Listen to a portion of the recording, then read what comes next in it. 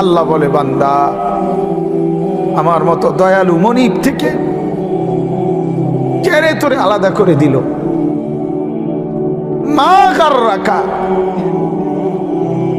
আরে বান্দা আমার থেকে কেন আলাদা হলি? আমি কি অপরাধ করেছি? সারাদিন আসমানে আলো দিয়ে আমি অন্যায় করছি? আজ আবার রাতের বেলা ঘুমের পরিবেশের জন্য অন্ধকার করে দিয়ে আমি অপরাধ করছি? মা গাররাক, এই যুবক, তোমার কাছে তোমার মালিক অপরাধ কি করছে বল না বেটা, বল। কেন সেজদা করলি না ভাইয়া? আল্লাহ তোমার কাছে কি অন্যায়টা করছে? কি অন্যায়, কি না দিছে মালিক?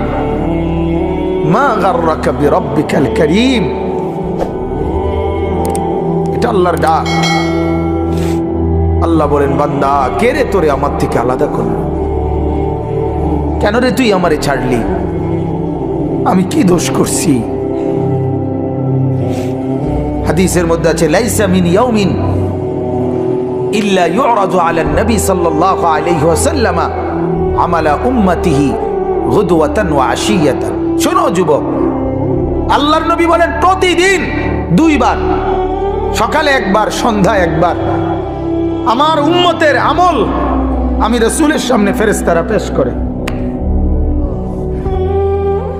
হায় হায়, নবীর সামনে তোমার নাম উচ্চারণ হয়, ফেরেশতা বলে, ইয়া রাসূলুল্লাহ, একটা সেজদা দেয় নাই, একটা সেজদা,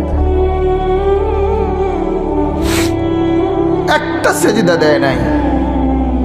আল্লাহর নবী তখন বলে, হায় আমার উম্মত, আমার 23টা বছরের দিবানিশির এই মেহনতের কোনো কদর করলি না? 23 বছরের আমার এত কষ্টের কোনো কদর হলো না? হাসরের ময়দানে নবী, দোস্ত শুনেন, হাসরের ময়দানে আল্লাহর নবী তার পিঠ দেখাবে, পিঠ, নবী তার পিঠ দেখাবে, পিঠ দেখায়া বলবে, উম্মত দেখ আমার পিঠ, চালনির মতো ছিদ্র ছিদ্র করে ফেলছি। তায়েফের বাচ্চারা যখন আমার পাথর মারছে, ওই পাথরের আঘাত সইতে গিয়ে।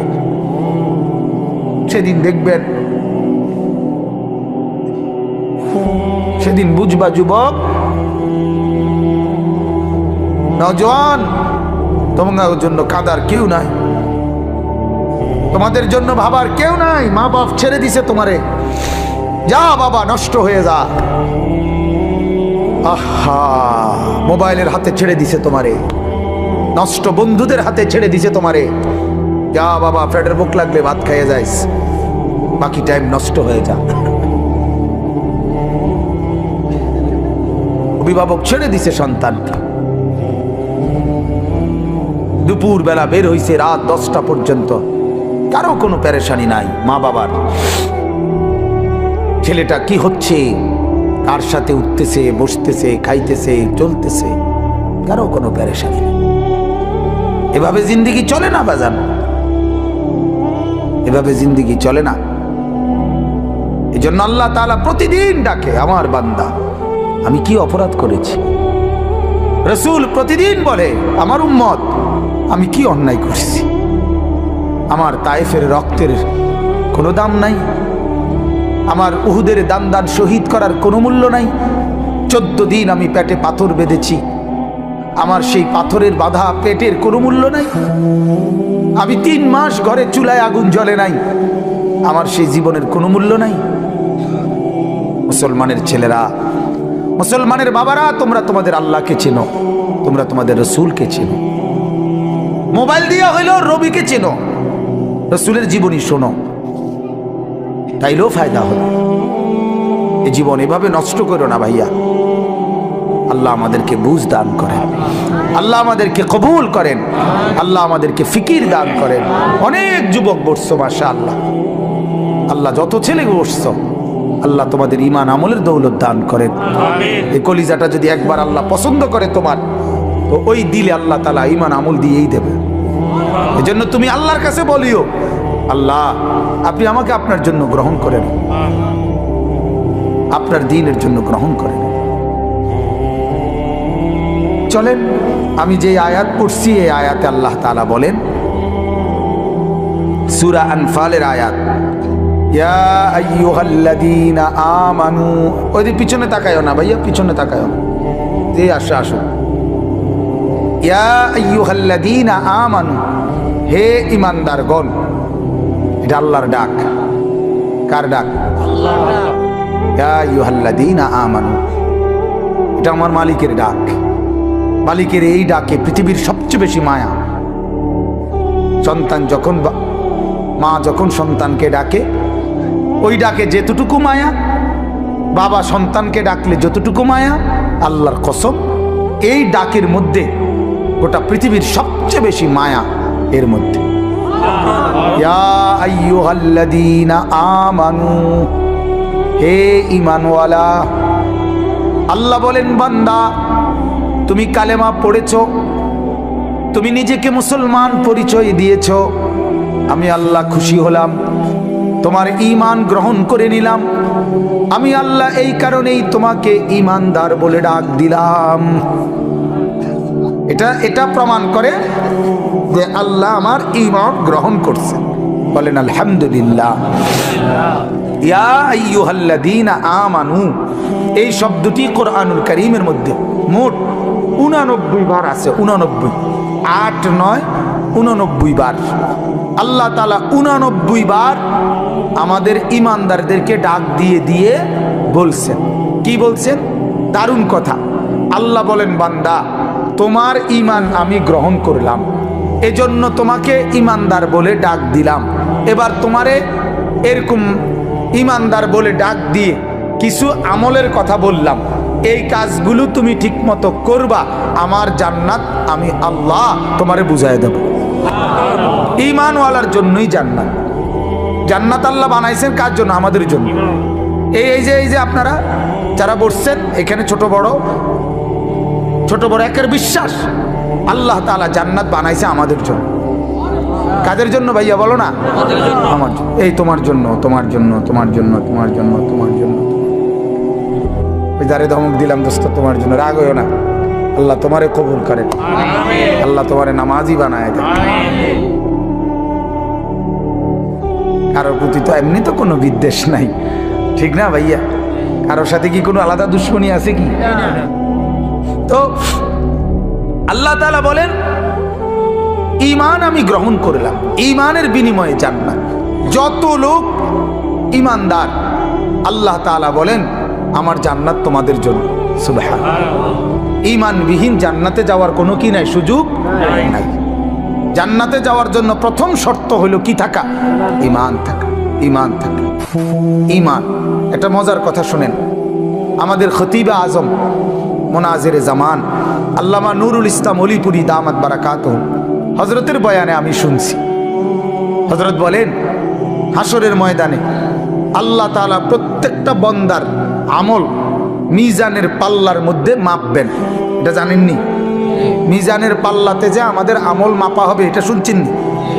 এই মাপাটা কিরকম, এটা হুজুরে সবচেয়ে সুন্দর আমি ওনার থেকে বুঝছি। হুজুরে বলেন যে এই মিজানের পাল্লায় ঈমানদারের নেক আমল আর ঈমানদারের আমল আল্লাহ তাআলা 2 বার মাপাইবেন। কয়বার? 2 বার। 1 নাম্বার হলো যে ঈমান, এটা যদি থাকে, কারো যদি 1 জাররা 1 বিন্দু পরিমাণও ঈমান থাকে, তাহলে এই ঈমান একটা নেক কর্ম, মানে এটা একটা নেক কাজ। ঈমানটাই একটা কি আমল? নেক আমল। কথা বুঝছেন? এটা একটা নেক কাজ। তো আল্লাহ পাক রব্বুল আলামিন এক পাল্লার মধ্যে তার পুরা জিন্দেগীর গুনাহ এটার মধ্যে উঠাবেন। আরেক পাল্লার মধ্যে প্রথমত শুধুমাত্র ঈমানটা, এটা একবারে বিন্দু পরিমাণ হোক, সরিষার দানা, মিসকালা হাব্বাতিন মিন খারদাল। কোরআনেও আছে, হাদিসেও আছে, আল্লাহ বলছে, নবীজিও বলছে, সরিষার দানা পরিমাণ ঈমানটুকু যারা আছে, এটাই আল্লাহ তাআলা আরেকটা পাল্লার মধ্যে ফেরেশতারা রাখবেন। তাহলে এক পাল্লার মধ্যে কি? গুনাহ। আরেক পাল্লার মধ্যে শুধু ঈমানটা। এই শুধু ঈমানটা রাখার কারণে গুনার পাল্লা যদি 7 আসমানের চাইতে ভারী হয়, গুনার পরিমাণ যদি 7টা পৃথিবী বরাবরও হয়, তারপরেও এই ঈমানের এই সামান্যটুকু সমস্ত গুনার পাল্লার চাইতে ঈমানের পাল্লা ভারী হবে। আর ফেরেশতা ঘোষণা দিবে, তুমি চিরস্থায়ী জাহান্নাম থেকে মুক্তি পাইলা, খুলুদ ফিন্নার, অর্থাৎ তুমি চিরস্থায়ী জাহান্নামী হবে না। এখন ফেরেশতা বলবে, তবে দাঁড়াও, তোমার ফয়সালা এখনো শেষ হয়েছে না। প্রথমত তুমি এই নিশ্চয়তা পাইলা যে তুমি চিরস্থায়ী কি না, জাহান্নামী না। তবে এখনই ডাইরেক্ট জান্নাতে যাইবা নাকি একটু ঘুরাইন লাগবো, এইটা একটু কাম বাকির আছে। তখন ওই ঈমানটাকে সরাইয়া তার বাকি যত নেক আমল, নামাজ, রোজা, হজ, যাকাত, ওযু, গোসল, দান, সাদাকা, জিকির, তাসবিহ, তেলাওয়াত, আরো নেক আমল আছে না, এই নেক আমলগুলো এবার ওই পাল্লাতে রাখা হবে। এই পাল্লিতে রাখলে ঈমান, আরে নেক আমল এইবার আবার টান দিবে। আবার টান দিলে এইবার যদি নেক আমলের পাল্লা গুনার পাল্লার চাইতে ভারী হয়, তো এখনই জান্নাত। মানে এক ঈমানের কারণে তো প্রথমে কি হয়ে গেছে, বরাদ্দ আসিল, এখন বাকি নেকের পাল্লাও গুনার চাইতে কি ভারী। এইবার আল্লাহর পক্ষ থেকে ফেরেশতারা বলবে, তুমি ডাইরেক্ট এদিক দিয়া এন্দে গিয়েই উঠবা, উঠলেই দেখবা জান্নাত, মানে ডাইরেক্ট জান্নাত।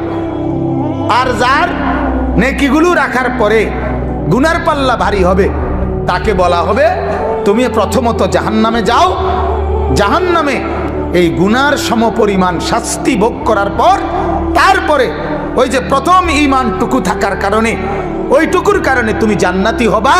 তো তবে আযাব ভোগ করে এরপরে ওই ঈমানের কারণে তোমাকে আবার জান্নাতে নিয়ে আসা হবে। তাহলে ঈমান কত বড় নিয়ামত। ঈমান এক নম্বরে, প্রথমত ঈমানের সাথে নেক আমল যদি ভারী হয় তাহলে সরাসরি জান্নাতে নিয়ে যাবে। আরেকবারে ঈমানের সাথে যদি গুনার পাল্লাও ভারী হয় তাহলে জাহান্নামের আযাব ভোগ করাইয়া হলেও ঈমান তাকে জান্নাতে আনবেই আনবে। এখন এখানে দুই কথা আমাদের, আপনাদের জন্য আমার। এক কথা হইল সর্বদাই খেয়াল রাখা ঈমান যেন আমার চলে না যায়। এটা সর্বোচ্চ একজন মানুষের সবচেয়ে বেশি খেয়াল রাখা দরকার, ঈমান যেন আমার চলে না যায়। আমার শায়েখ আল্লামা মুফতি মুশতাকুন নবী সাহেব বলে, মাঝে মাঝে বুকে হাত দিয়া বলা দরকার, নিজের ঈমান পরীক্ষা করা দরকার। আছে তো ঈমান, চলে গেল না তো, হারায় গেল না তো। ঈমান কিন্তু চলে যায়। ঈমান কি হয়ে যায়? চলে যায়। কুফরি করলে ঈমান চলে যায়, শিরিক করলে ঈমান কি হয়ে যায়? ক্ষতিগ্রস্ত চলে যায়। তাহলে এই জন্য একজন মুমিনের উচিত, একজন মুসলমানের উচিত নিজের ঈমানের পাহারাদারি করা, যেন আমার ঈমান চলে না যায়, কুফরি যেন না হয়। কিন্তু আমরার দুর্ভাগ্য হইল ঈমান যায় কেমনে, কুফরি হয় কিভাবে, শিরিক হয় কিভাবে, এটাও তো আমরা জানি না। ইসলামকে তো আমরা এত সহজ মনে করি, এত সস্তা মনে করি। আমরা অনেক মানুষ মনে করে যে হুজুররা এত কিছু লইয়া কি করে। হুজুররা, বহুত লোক আছে যে হুজুররা কেন বাংলা, অঙ্ক, ইংরেজি, পদার্থ, জীব বিজ্ঞান, রসায়ন বিজ্ঞান, পৃথিবীর এই অত্যাধুনিক যান্ত্রিকতার এই যুগে এগুলো কেন পড়ে না। হুজুররা করে কি? সামান্য একটু কোরআন শরীফ আর মসজিদের ইমামতি, এটুকু নিয়েই ব্যস্ত আছে কেন? আহা, বদনসিব, বদনসিবে মনে করছে কোরআন মানে এই সামান্য একটু শুধু পড়ার, কোরআন মানে এটা তেলাওয়াতেরই শুধু কিতাব। অথচ এই কোরআন যে জামিউল উলুম, পৃথিবীর সমস্ত জ্ঞানের মূল ভান্ডার এই কোরআন। তাহলে আল্লাহর কসম, ভারতের এক বড় বুজুর্গ ছিলেন সৈয়দ আবুল হাসান আলী আন-নদভী রাহমাতুল্লাহ আলাইহি। তিনি বলেন, পৃথিবীর সবাই অবসর পেতে পারে, কিন্তু আলেমে দ্বীন যারা, মাদ্রাসায় পড়ে যারা, আল্লাহর কোরআন আর রসুলের সুন্নাহ পড়ে যারা, তাদের 24 ঘন্টায় কোনো অপশন নাই। কারণ জীবনের যত শাখা, মাদ্রাসার দায়িত্ব, আলেমের দায়িত্ব, সকল শাখায় দিক নির্দেশনা দেওয়া। চাকরি, ব্যবসা, লেনদেন, কৃষি, ক্ষেত খামার, আয় রোজগারের যত মাধ্যম, মানুষের জীবন চলার যত মাধ্যম, লেনদেন, সামাজিকতা, আচার অনুষ্ঠান, বিশ্বাস, ইবাদত, আমল, হাঁটা চলা, খাওয়া পড়া, আহার নিদ্রা, হাসি কান্না, রাত দিন, অজু গোসল, যা কিছু আছে সমস্ত ব্যাপারে মানুষকে দিক নির্দেশনা দেওয়া একমাত্র উলামায়ে কেরামের দায়িত্ব, আর কারো না। ডাক্তারের দায়িত্ব সব বিষয়ে কথা বলা না, ইঞ্জিনিয়ারের দায়িত্ব সব বিষয়ে কথা বলা না, কিন্তু আলেমের দায়িত্ব ডাক্তারকেও প্রেসক্রিপশন দেওয়া, ইঞ্জিনিয়ারকেও প্রেসক্রিপশন দেওয়া, কৃষিজীবী, ক্ষেত খামার, দিন মজুর, শিক্ষিত মূর্খ প্রত্যেককে ইসলামের মাসআলা বলা, শরীয়তের বিধান বলা আলেমের দায়িত্ব। তাহলে এত বড় ভারী জিম্মাদারি যার কাঁধে, তার আবার অবসর কিসের? আমি আজকে আমার সাথে এক মাওলানা আছে, ওই মাওলানা কই, এই মাওলানারে আমি কালকে রাতেও বলছি, মাওলানা দিনের কাজ করতে চান না? দিনের কাজ করতে হলে রাত 2টা আর দিনের 2টা বরাবর মনে করতে হবে। রাতের 2টা এবং দিনের 2টা বরাবর মনে করবেন যে ইমানদারের আলেমে দিনের কোনো অপশন নেই। রাত 2টায়ও দিনের 2টায়ও উম্মত যখনই দ্বীনের জন্য কোনো তাকাজা পেশ করবে রেডি থাকতে হবে। এটা হলো আমাদের জিন্দেগি। অতএব আমি আপনাদের কাছে এটা বুঝাইতে চাইলাম, ঈমানের ব্যাপারে আমরা অবশ্যই জানা দরকার। কি কারণে আমার কুফরি হয়, কি কারণে আমার শিরিক হয়? আমাদের কাছে এই দ্বীনের তালিম তো নাই, তালিম নাই। আমরা বহু মুসলমান নিজেদেরকে স্বাভাবিকভাবে মুসলমান মনে করি। অনেক লোক আছে নিজেদেরকে নামাজিও মনে করে, নামাজ পড়েও মাশাআল্লাহ, কিন্তু নামাজের মাসআলা, ওযুর মাসআলা, হালাল হারামের মাসআলা, জায়েজ না জায়েজের মাসআলা, পাক নাফাকের মাসআলা, পবিত্রতা অপবিত্রতার মাসআলা, এগুলোর ব্যাপারে ফিকির নেই, কোনো ফিকির নেই। তাইলে আপনি ভাবেন, যদি এই ব্যাপারে ফিকিরে না থাকে, যদি কোনো আচরণে কোনো কথাবার্তায় আপনার কুফরি হয়, তখন আপনি তো জানেন না আপনার ঈমান যে চলে গেছে, আপনার তো খবরও নেই। বলেন নাউজুবিল্লাহ। এজন্য আমার ভাই, আল্লাহ পাক রব্বুল আলামিন আমাদেরকে বললেন, আমার বান্দা তোমার সবচেয়ে বড় নিয়ামত তোমার ঈমান, আর এটা যেহেতু তুমি পেয়েছো, আমি আল্লাহ খুশি হইছি, এজন্য তোমারে আমি তোমার পক্ষে, আমার পক্ষে ঈমানওয়ালা বলে ডাক দিছি। তুমি আমার দলভুক্ত, অতএব তুমি লক্ষ্য রাখবা আমার দল থেকে যেন তুমি ছুটে না যাও। আল্লাহ আমাদেরকে হেফাজত করে। আমার ভাই, ঈমানের তালিম নেওয়া দরকার। এই যে দাওয়াত ও তাবলীগের সাথীরা সারা পৃথিবী জুড়ে ঈমান ও আমলের তালিম দেয়। সকাল দুপুর বিকেল রাত সারাক্ষণ একই কথা বলে, ভাই ঈমানের মেহনত নিয়ে কথা বলা হবে, ঈমান আমলের মেহনত নিয়ে কথা বলা হবে। মানে কি? মানে বোঝা গেল ওরা 30 বছর 40 বছর পরেও এটা বুঝে ঈমানের মেহনত আজও দরকার। হাদিসের মধ্যে আছে, বুখারীর রিওয়ায়াত, সাহাবীরা একজন আরেকজনকে ডাকতেন, জিজ্ঞেস করে ডাকতেন আর বলতেন, ইজলিস বিনা, ইজলিস বিনা। এক সাহাবী আরেক সাহাবীকে ডাকতেন আর বলতেন, ভাইয়া একটু পাশে বসেন, নুমিনু সাআতান, কিছুক্ষণ ঈমানের কথা বলি। এই ঈমান এমন এক জিনিস, সাহাবীরা রাসূল থেকে ঈমান শিখছে। সাহাবীরা কালেমা পড়ছে কার হাতে? নবীজির হাতে। তবুও বলতেন একজন আরেকজনকে, ভাই বসেন, ঈমান বাড়াই, ঈমানের কথা বলি, ঈমানের আলোচনা করি, ঈমানের মুযাকারা করি। তাইলে আমার বলার উদ্দেশ্য হলো, আমরা যারা সর্বশ্রেণীর মুসলমান নিজেদেরকে দিনদার মনে করি, আমরা কিন্তু এটা লক্ষ্য রাখা দরকার আমার ঈমান যেন ছুটে না যায়। শুধু লা ইলাহা ইল্লাল্লাহ মুখে বলতে পারেন, এটাই যথেষ্ট না।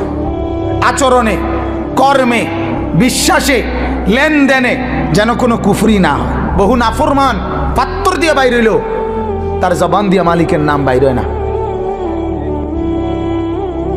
খানা খায় ঠিকই, বহু বদনসিব মসজিদের সামনে দিয়ে হাইটা জায়গা, সেজদা তার কপালে জোটে না। বহু চা দোকানদার, তার চোখের সামনে মসজিদ, ঠিক মসজিদ বরাবর তার দোকান।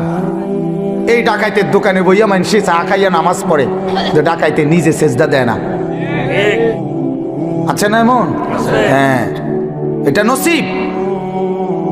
আল্লাহ যাকে পছন্দ করে, ইচ্ছে করে, মালিক যাকে দয়া করে, তাকে আল্লাহর কথা শুনবার, বলবার, বুঝবার, মানবার তৌফিক দেয়। বিশ্বাস করেন, এটা অনেক বড় নিয়ামত। এটা কোরআনের আয়াত, ফামান ইউরিদিল্লাহু আন ইয়াহদিয়াহু ইয়াশরাহ সাদরাহু লিল ইসলাম। আল্লাহ বলেন, আমি যাকে সিদ্ধান্ত নেই হেদায়েত দেব, আমি আল্লাহ তার দিল ইসলামের জন্য খুলে দেই। এটা আল্লাহর ফয়সালা হয়। আল্লাহ সিদ্ধান্ত নেয়, তারে আমি দিনদার বানাবো, তারে দিনদার বানাবো। ওমর রাদিয়াল্লাহু তাআলা আনহু, উনি ফয়সালা নিছে, উনি নবীজির গর্দান নিবে, চোখ লাল, বুকের মধ্যে রাগ, হাতে তলোয়ার। ওনার সিদ্ধান্ত নবীজিকে হত্যা করবে। আল্লাহ বলে, আমার সিদ্ধান্ত তোরে হেদায়েত দেবো, আয় আউগা। ঠিক কিনা বলেন না কেন? আল্লাহর সিদ্ধান্ত আরেক রকম। তো মালিক বলে, আও আগাও আগাও, সাই জামা জুমা বদলাইও না, এলো। এই অবস্থাতে রব্বুল আলামিন হেদায়েত দিছে। সুবহানাল্লাহ। ইয়া মুকাল্লিবাল কুলুব সাব্বিত কলবি আলা দীনিক। এই দোয়ার মধ্যে ব্যাখ্যায় আছে, নবীজি বলছে, প্রতিটা মানুষের কলব, দিল আল্লাহর কুদরতি দুই আঙ্গুলের মাঝে থাকে। ইন্না কুলুবাল ইবাদ বাইনা ইসবাআইনি মিন আসাবিআর রহমান। প্রত্যেকটা মানুষের দিল আল্লাহ তাআলার কুদরতি দুই আঙ্গুলের মাঝে থাকে। ইউকাল্লিবুহু কাইফা ইয়াশা। আল্লাহ যেভাবে ইচ্ছে ওই দিল বদলাইতে পারে। আল্লাহ চাইলে উলট পালট করে দেয়, আল্লাহ তাআলা চাইলে দিল বদলায় দেয়। এজন্য ওমরের শক্ত দিল, পাষাণ দিল আল্লাহ বদলায় দিছে, তো নরম দিল হয়ে গেছে, নরম দিল। এজন্য কোরআনুল কারীম আছে, ওয়ালামু আন্নাল্লাহা ইয়াহুলু বাইনাল মারই ওয়া কলবিহি। আল্লাহ তাআলা বলেন, ও আমার বান্দা, মনে রাখো, তোমার দিলের তামান্না আর আমার ফয়সালা দুই রকম হয়ে যায়। আরেক অর্থ হইল যে তোমার দিলের ইচ্ছা আর আমার দিল বদলানো ভিন্ন হয়ে যায়। তুমি ইচ্ছা করছে একরকম, আমি তোমার ব্যাপারে দিল বদলাই দেই ভিন্ন রকম। এজন্য আমার অনুরোধ, প্রত্যেক দিন বলি, জুমার বয়ান যখনই আর মসজিদে যাবেন, একেবারে শুরুর থেকে, এই যুবক ভাইরা তোমরাও, অনেক ছেলে তোমরা মসজিদে যাও ভাই, ঠিক আছে, কিন্তু বারান্দায় বসে থাকো, ধাক্কা ধাক্কি করো, রসিকতা করো। আরে দোস্ত, জিন্দিগি কতক্ষণ রসিকতা করলে? আমার শুধু এই কথাটা বুঝাও, আসলে রসিকতা কি কোনো টাইম টেবিল নাই? আর বিনোদনের কেকের কোনো টাইম টেবিল নাই। একটা মানুষ কি সারাদিনে ধাক্কা ধাক্কি, এই নিজেদের মধ্যে আনন্দ ফুর্তি, এ তামসা করতে মন চায়, এটা কতক্ষণ? কতক্ষণ ভাল লাগে? একজন মানুষের কতক্ষণ ঘুম যাইতে মনে করে?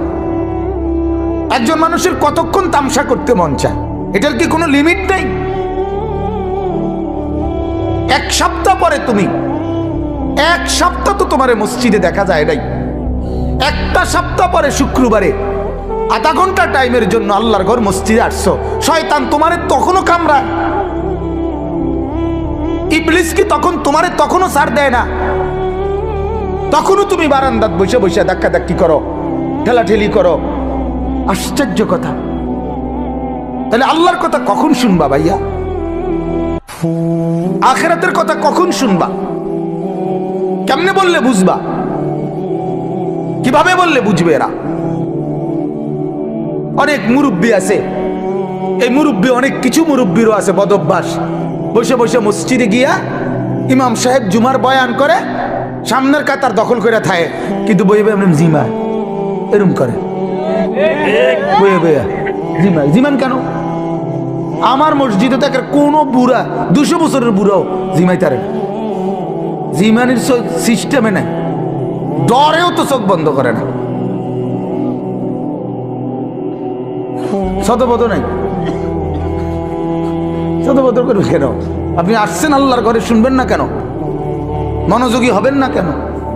আমি একদিন এক মুরব্বির জিজ্ঞেসি, আপনি বলেন প্রতিদিন 1টার দিকে 12:30 1টার সময় আপনার ঘুমাননি? শনিবার, রবিবার, সোমবার, মঙ্গলবার, বুধবার, বৃহস্পতি? কর না হুজুর, শুক্রবারে ঘুম যাতা দেয় কেন?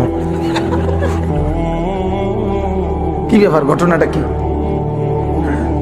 গাফলত, খামখেয়ালি।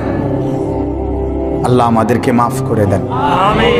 আমার ভাই, আল্লাহ তাআলা এটাই জন্য বলেন, ওয়ালাউ আলিমাল্লাহু ফীহিম খায়রান লা আসমাআহুম ওয়ালাউ আসমাআহুম লাতাওয়াল্লাউ ওয়া হুম মু'রিদুন। আল্লাহ তাআলা এটা বহুত বড় ইহসান মালিকের। আল্লাহ বলেন, আমি চাইলে শুনাই, আমি মহব্বত করলে হেদায়েত দেই, আমি আল্লাহ পছন্দ করলে আমার রাস্তায় টেনে নিয়ে আসি। আল্লাহু ইয়াজতাবি ইলাইহি মান ইয়াশা। আল্লাহ বলেন, আমি যাকে পছন্দ করি, ইচ্ছে করি, আমি তাকে টেনে, জজব মানে হলো টাইনা নিয়ে আসা, আকর্ষণ করে আমি আমার দিকে নিয়ে আসি। সুবহানাল্লাহ। সে যায় উল্টো দিকে, আমি আল্লাহ টেনে নিয়ে আসি আমার দিকে। সুবহানাল্লাহ। আরেকটা হলো ওয়াহদি ইলাইহি মান ইউনিব। আল্লাহ বলেন, আমার রাস্তায় একটু যদি কেউ আগায়, আমি আল্লাহ তার চাইতে বেশি গতিতে আমি আল্লাহ তাআলা তাকে এগিয়ে হেদায়েত দিয়ে দেই। এটার উদাহরণ আমরা ওস্তাদদের মুখে এভাবে শুনছি যে মা যখন তার ছোট ছেলেকে হাঁটা শিখায়, বাচ্চাকে, তখন মা একটু দূরে বাচ্চাটাকে দাঁড় করাইয়া এরপরে এই পাশ থেকে মা বলে, আব্বু আসো, আসো আসো আব্বু, একটু একটু আসো। তো বাচ্চা 2 কদম 3 কদম দিয়েই বাচ্চাটা পড়ে যায়, ঠিক না? মা তখন দৌড়াইয়া গিয়া মহব্বত করে, আদর করে কোলে তুলে নেয়, এরপরে আদর করে চুমা দেয়। রব্বুল আলামিন যখন বলে, আমার বান্দা আমার রাস্তায় 2-4 কদমই আগাও, 2-4 কদম আগাইলেই আমি আল্লাহ নিজে আগায় গিয়ে তোমারে কোলে তুলে নেব, আদর করবো, আমি আদর করব। আমার শায়েখ আল্লামা মুফতি মুশতাকুন নবী সাহেব বলে, বান্দা যখন সেজদা করে, আল্লাহ তখন বান্দাকে আদর করে যেন পিঠে এবং মাথায় হাত বুলায় দেয়, হাত বুলায়। আনিস আসছো না, সেজদা করলা, খুশি হইলাম, আদর করে বুলায়।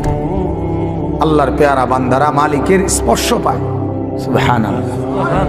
মালিকের স্পর্শ পায়, মালিকের অস্তিত্ব কলিজার মধ্যে অনুভব করে, দিলের মধ্যে অনুভব করে। হাদিসের মধ্যে আছে, রাসূলুল্লাহ সাল্লাল্লাহু আলাইহি ওয়াসাল্লাম একদিন নামাজের মধ্যে তেলাওয়াত করতেছিলেন। নামাজে কোরআন শরীফ পড়ে না, তেলাওয়াত অবস্থায় একটু সামনে আগায় গেছে, আবার পিছায় পড়ছে। নামাজ শেষ করছে, আর সাহাবীরা জিজ্ঞেস করলেন, ইয়া রাসূলুল্লাহ কি করলেন এটা? তো আগায় আবার পিছায় গেলেন। আল্লাহর নবী বলেন, সাহাবীরা জান্নাতের ফলের কথা, জান্নাতের এই আয়াত যখন পড়তেছিলাম, তো আমি দেখছিলাম যে জান্নাতের ফলের গাছ আমার সামনে দাঁড়ানো, এই জন্য একটু আগায় গেছিলাম, মন চাইছিল ফলের একটা থোকা খুলুম, মানে সিরালমু। আবার ভাবলাম এটা তো দুনিয়া, এই জন্য ছিড়ি নাই, আর আবার পিছায় পড়ছি। মানে এমন ভাবে দেখছে, এমন ভাবে দেখছে। আল্লাহ রাসূল সাল্লাল্লাহু আলাইহি সাল্লামের সাহাবীরা বলতেন, রাসূলুল্লাহ সাল্লাল্লাহু আলাইহি সাল্লাম যখন সেজদা দিতেন, সাহাবীরা বলেন আমরা শুনতাম, নাসমাউ লাহু আজিরান কা আজিরিল মিরজান। আল্লাহর নবীর সাহাবীরা বলেন, ডেকচির মধ্যে পানি গরম করলে, উতরাইলে যেরকম ডগডগ আওয়াজ করে, গড়গড় আওয়াজ করে, সাহাবীরা বলেন আল্লাহর নবী সেজদার মধ্যে এভাবে কাঁদতেন, আমরা তার কলিজার ভেতরে এই ডেকচির উত্তপ্ত গরম পানির ডগডগে আওয়াজের মতো শুনতে পেতাম। কি নামাজ পড়তেন, কেমন সেজদা করতেন। আল্লাহর নবীর স্ত্রী আম্মা জান আয়েশা রাদিয়াল্লাহু তাআলা আনহা বলেন, মাঝে মাঝে আল্লাহর নবী যখন সেজদা করতেন তাহাজ্জুদে, রাত গভীরে, এত লম্বা সেজদা করতেন, এত লম্বা সেজদা দিতেন। হযরত আয়েশা বলেন, আমি ভাবতাম হায় তিনি ইন্তেকাল করলেন কিনা, তিনি মারা গেলেন কিনা। তো আমি নিজেই নিজে রাসূলুল্লাহ সাল্লাল্লাহু আলাইহি ওয়াসাল্লামের পায়ের আঙ্গুলে হাত দিয়ে মানে অনুভূতি চাইতাম জীবিত আছে কিনা। এত লম্বা সেজদা দিতেন, এত লম্বা সেজদা দিতেন। এজন্য ভাইজান আমার বাপ, এটা অনুভূতির ব্যাপার। আল্লাহর রাস্তায় আসতে পারা, আল্লাহর কথা শুনতে পারা, দ্বীনের আয়োজন করা, আল্লাহর কথা বলতে পারা, কোরআনের একটা মজলিসের ইন্তজাম করা, হ্যাঁ, অনেক বড় ইহসান ও করম ছাড়ার কিছু। তোমার দ্বারা আল্লাহ তাআলা একটা ভালো কাজ করাইছে, যে ছেলেরা করছে মাশাআল্লাহ।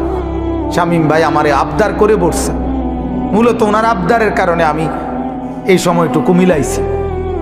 তো মহব্বত করে বলছে, যে উনি নিজেই বলছে যে ছেলেরা, ছোট ছোট ছেলেরা আয়োজন করে। তা আমি সবার জন্য দোয়া করি, আল্লাহ তাআলা আমাদের এই নওজোয়ানদেরকে আগামী দিনে ইমাম মাহাদির সাথে অন্তর্ভুক্ত করুক। বলেন আমিন। আজ মাহাদির পক্ষেই লোক দরকার দোস্ত।